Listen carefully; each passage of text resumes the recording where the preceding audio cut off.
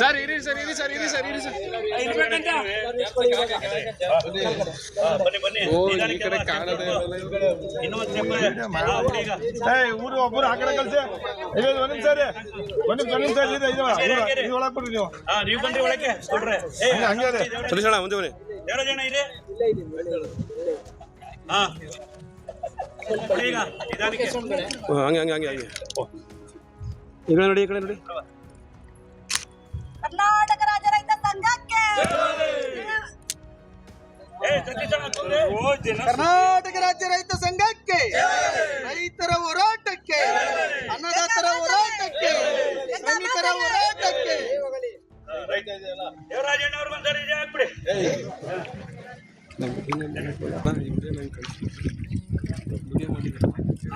ಹಾರೈಸುತ್ತೇವೆ ಹಾರೈಸುತ್ತೇವೆ ರೈತರ ಜೀವನಾಡಿಯಾಗಿರುವಂತ ಕಪಿಲಾ ನದಿಯಿಂದ ರೈತರಿಗೆ ಶುಭಾರೈಸಲಿ ಎಂದು ಹಾರೈಸುತ್ತೇವೆ ಹಾರೈಸುತ್ತೇವೆ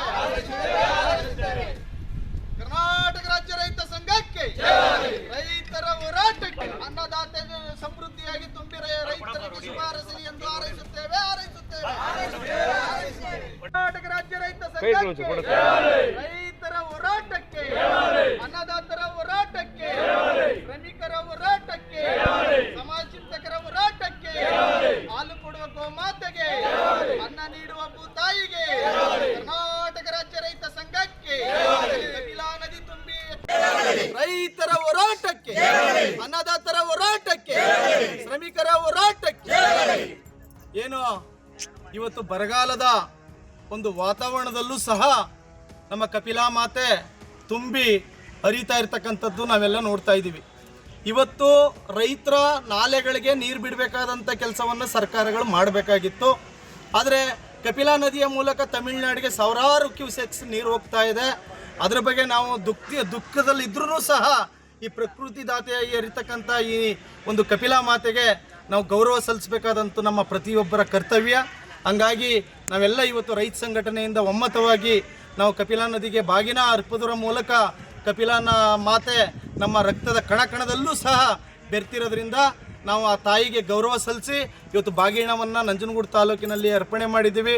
ಆ ತಾಯಿ ಮಳೆ ಬೆಳೆ ಸಮೃದ್ಧಿಯಾಗಿ ರೈತ ಕುಲಕ್ಕೆ ದೊರಕಿಸ್ಕೊಡ್ಲಿ ಅನ್ನುವಂಥದ್ದನ್ನ ಒಂದು ಭಾವನೆಯೊಂದಿಗೆ ನಾವು ಇವತ್ತು ಈ ಕಾರ್ಯವನ್ನು ಮಾಡಿದ್ದೀವಿ.